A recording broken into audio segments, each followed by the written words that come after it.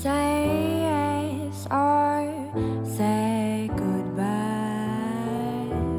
Machine counting down. Suddenly, my bright world turned dark. Suit of blue, a nightmare eyes. I know what you're gonna say. Earn big. While studying computer technology in the college, I always imagined myself wearing high heels, dressed in a corporate suit and blazer, while working in a nice office in the city. In February 2002, a month before my college graduation, I was in a car accident. I had multiple jaw fracture, displaced teeth, and my eyes were badly damaged, leaving the doctors no choice but to remove them to prevent brain infection.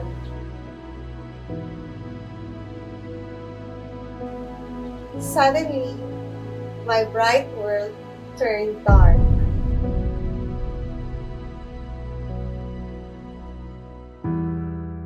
It really felt that my world was coming to an end. All there was left to do was to pray.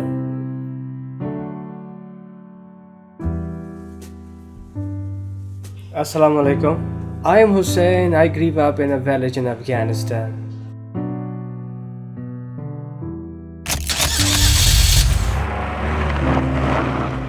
In 1995, at the age of 8, my father brought us all to Pakistan as refugees.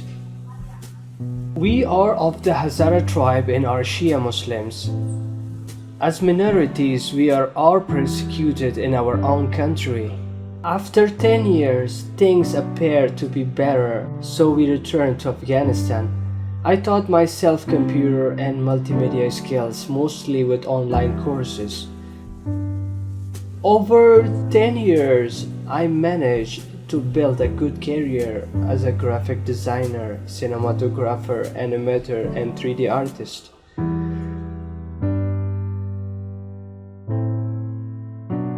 In 2014, I was working as a creative director and cinematographer in a production house in Kabul. Because of my skills, I was highly paid. I had recently married and my wife was expecting our first child. Life was good. One day, whilst on the way to work, our car was stopped by the Taliban. I was singled out as I was the only Hazara and young person in the car. They accused me of working for the Americans. I was arrested, detained, beaten. I managed to escape and went into hiding. Over a few days, with $7,000, I managed to arrange to be brought to India, then Malaysia, before arriving in Indonesia where I am now. I could not bring my wife with me as she was pregnant. So when my first son was born, I was not there with my wife. But after a year, I managed to arrange with a lot of money to bring them to Indonesia. Whilst Indonesia is a safe place for us and the government is kind to us, as a refugee we have absolutely no rights. My wife and I cannot work and our children cannot attend the school. With a few refugee friends, we started a Hope Learning Center in 2017 for basic education. The management and all the teachers are refugees and work as volunteers. When my savings ran out, a very kind Indonesian friend paid for my house rent. In February 2018, my second son was born. We had absolutely no money. My wife was so stressed that she could not breastfeed. And at the same time, my Indonesian friend told me that he could not continue to pay the rent for my house anymore, as he had some personal problems too. I felt myself slipping into the depression, and had to stop volunteering at Hope Learning Center. It really felt that my world was coming to an end. All there was left to do was to pray. Say yes or say goodbye. Machine counting times wide-eyed. And I felt like my life was devoid of all meaning. Hi, I am Lei. I acquired polio when I was 11 months old. And I would say that growing up in the Philippines as a person with disability was not easy. Fortunately, I have a loving and supportive family for which I am very much blessed. And even at the age of 22, I was still crawling around using my hands. And I'm working in a special school. But after 15 years of working with them, I had to leave the company since I had a partner who my employer wasn't in favor at that moment. So to keep my relationship, I had to leave the company and resign. But then hardly a year later, my partner passed away, and I felt like my life was devoid of all meaning. And after that, after moving around for a few months, I found myself unable to pay my bills. What followed was a very dark 2 years. Hello, my name is Rajkumar Selvaraj. I grew up in an upper middle class family in Malaysia. After graduating with a bachelor's in electrical and telecommunication engineering, I worked for a period of about 10 years in multiple prestigious MNCs, namely Texas Instruments, Agilent, and in Motorola Solutions. In Motorola Solutions, I was the section head for one of the R&D sections, and life was pretty good then. September 22, 2009, a day that will live in infamy in my history. I went out for a picnic with a group of very good friends, and what seemed like an ordinary fall turned out to be a very serious incident. It was a whiplash fall, and I injured my neck, and subsequently my spinal cord was injured. What followed was a very dark 2 years. It was a period where I had undergone, the first few months especially, extreme emotional stress. I had to undergo multiple surgeries to stabilize my neck, as well as my overall condition, as my lungs had also collapsed. By the end of 2010, it took me that long, I was able to finally sit upright in the wheelchair without passing out. I had to relearn the most rudimentary of life functions, and that included learning how to breathe. Some of us are born into adversity or forced into it through some twist of fate. We did not choose to become a burden to ourselves or our to beloved ones, but no matter how hard it seems, we must not give up. I was hospitalized for nearly 4 months. I wasn't able to attend my graduation ceremony because I was still in the hospital. Knowing that I am the first one who will graduate a bachelor's degree in the family, when I was discharged, I collected myself, and with a strong will and determination, I went to the School for the Blind to take my first step learning Braille. I knew that a visually impaired person has 0 chances in getting employed. So, I need to equip myself with skills to have at least a fighting chance. But few years later, I still wasn't able to get a job. I then went to Manila for an intensive computer course and started a freelance job as a transcriptionist. But this job is not fulfilling.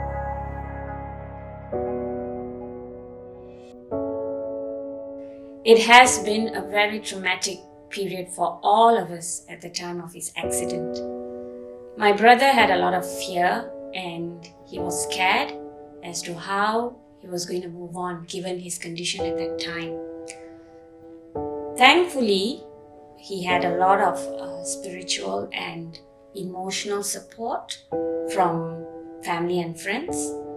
Of course, our greatest fear was how we were going to cope financially, as he will require a lot of rehabilitation and continuous care.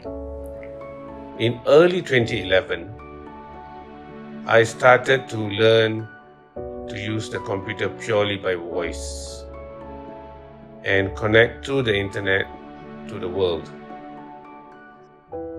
In 2011, I decided to take a short course to be a call center agent. And even before I completed the course, I was offered a remote job doing sales of e-learning courses. And I was eventually promoted to managerial level, overseeing a team of people in different countries to provide 24/7 support for our e-learning clients in different countries. Lay has taught me so many lessons both in my personal and professional life. Working under Lay has been nothing short of rewarding.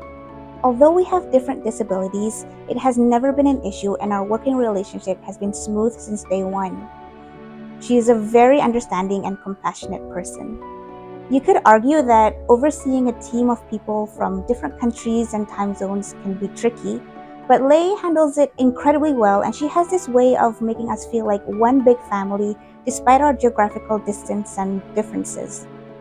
I think her fun and cheerful attitude definitely attributes to that. Just observing how Lay works on a daily basis inspires me to push my limits and constantly strive to do better and learn more to develop further in my career.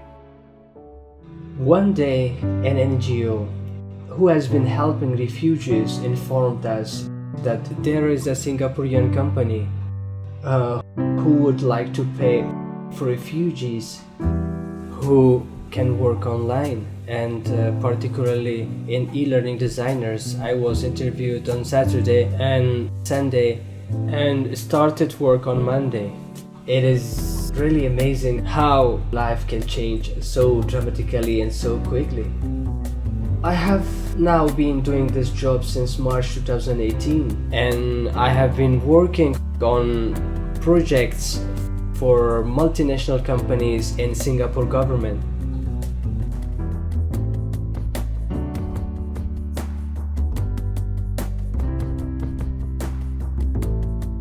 I had a chance working with Hussein when I was the production manager. He's one of the instructional designers and had really played a key role in some of our major e-learning development projects for various government and corporate clients. He's a very talented person, very hardworking, and really takes pride in what he does. He's one of those that you hear no complaints and just focus in accomplishing his task. Not only that, but he also takes the initiative to invest in upgrading his own equipment so that he can do his job better and faster. A year later, after many attempts, I finally landed on a remote job, documenting processes for a startup. Over a period of 10 years, I progressed to doing content development, quality assurance for a online business. Today, I'm working as an independent verification analyst for B-Lab. B-Lab is a nonprofit organization that administers the B Corp certification. The B Corp certification is a highly sought after certification globally, which verifies that a company is meeting high levels of social and environmental performance, as well as accountability and transparency. The certification looks at all factors related to stakeholders, including employees, charitable giving, supply chain practices, and more. As an independent verification analyst, Raj works with one of our partners here at B Lab to review companies who are interested in this certification, and has been working with a number of companies across the globe as they aim to become B Corp certified. As an independent verification analyst, I verify companies who apply for the certification, and so far I've worked with companies from the US, Canada, UK, Australia, New Zealand, and also companies from this part of the region, namely Thailand, Singapore, and Malaysia. I must also mention that I have a great group of colleagues in my company, and we support and complement each other very well. At the end of 2010, through a recommendation of a friend, I was overjoyed to land a job as a virtual secretary for a company in Singapore. This was the turning point in my life. Maricel was brought in to replace me as virtual assistant. In fact, she did so well that a few years later, she was promoted to the position of HR manager and became my boss. Through employment, I was able to be not only financially independent, but also had support from my family. How amazing that a blind person can be working in a corporate organization and can provide for their family. Throughout my years in working there, I was able to learn many new things and can be better at my work. I even met the love of my life, that is Vera, who is a colleague and also a differently abled person. We dated for a while and got married in 2019. And now, we are a family of 3. I will never stop admiring Maricel. We met when we were colleagues working remotely for the same company. She was doing very well with her job, and as a person with disabilities, I admire her fighting spirit and look up to her. We became friends and started talking to each other. Even though I was in Manila and she was in Davao, we fell in love and became a couple. We are proud of all the achievements, all his accomplishments till today, given his condition. We have him in our prayers, and we are optimistic and hopeful that he will regain some limb movements in the future, and we hope that you will have him in your prayers too. I had 2 attempts of stem cell treatment, and I also had a stint of recovery treatment in India. My medical and physical condition has not really improved much over the years. However, I must say that I feel really optimistic about life. I still hope and pray that I will be able to move my limbs and perhaps walk one day. So, I'm religiously keeping up with my daily physiotherapy routine. Well, I consider myself not only very lucky with my career, considering my condition. I am also lucky for having my husband. He's always there for me, like what he did in the morning. So I'm working remotely, but then he is also the one preparing for my breakfast every day. So that is something that I should be thankful for, right? And the best thing that I have is I'm still doing my job. I brought it here from the Philippines. So right now I am on my 11 years, and my current employer is telling me that I'll be having X promotion. Yeah. And my husband works on odd hours and I have this flexibility. So it's flexibility hours for me. So it really works fine for us, for the both of us. Mm-hmm. It suits well very much that I am working remotely. So whenever he comes home, I am just here to to take care of him as well too. Yeah, and we sit and have dinner together. I can work an overtime shift on the weekend, start a little bit earlier, I get home a little bit earlier, so it just works very well for both of us. And I'm proud of her. She's come a long way. Thank you. I feel now that my family is secure financially, but still we are waiting for our resettlement and for our other rights. And I'm keeping up with my profession and my skills, which will make it so much easier for me when I am resettled in another country. I can start work immediately, be productive to the society, and start paying taxes. Once I'm resettled, I will do anything and everything I can do to help my fellow countrymen and refugees who are still left behind. That's my dream. As a fellow refugee here in Indonesia, I have my utmost admiration for Hussein. He helped start up a learning center for other refugee children even when his own son was not yet of schooling age. And when he received his first salary from his online job, he loaned most of it to his friend, who was facing eviction because he could not pay rent on his house. I asked Hussein how he expects he can get repaid when his friend doesn't have a job and is not allowed to work. He said, "God found a way for me, He will do the same for my friend." And recently, he helped feed some of the most vulnerable families in Afghanistan who would otherwise starve to death.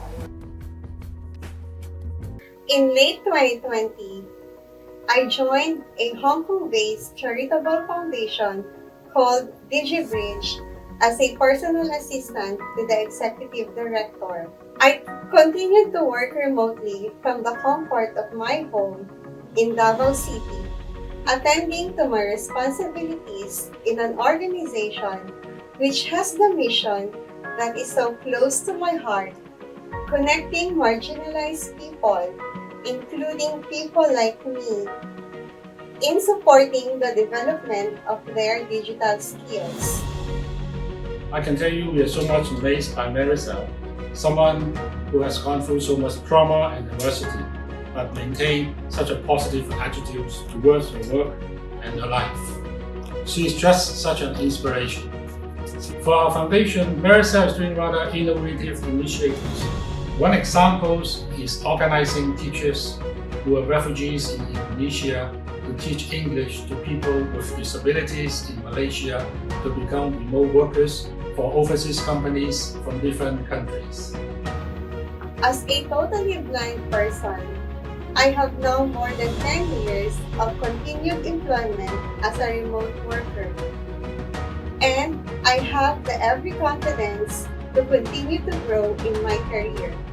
I hope from now on, there will be more organizations, people, or government agencies who will tap the massive but undervalued talent pool which are made up of disadvantaged people like me.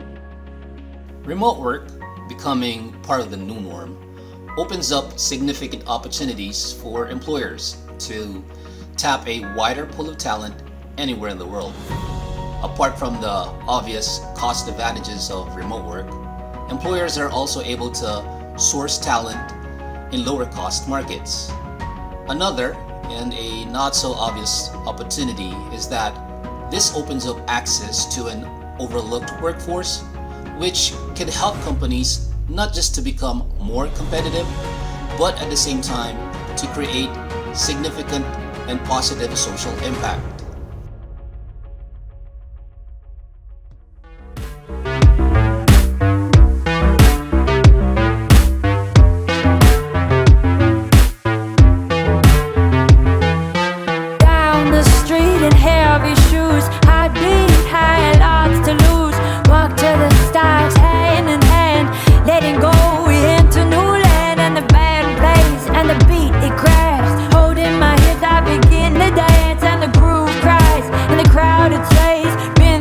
should, but not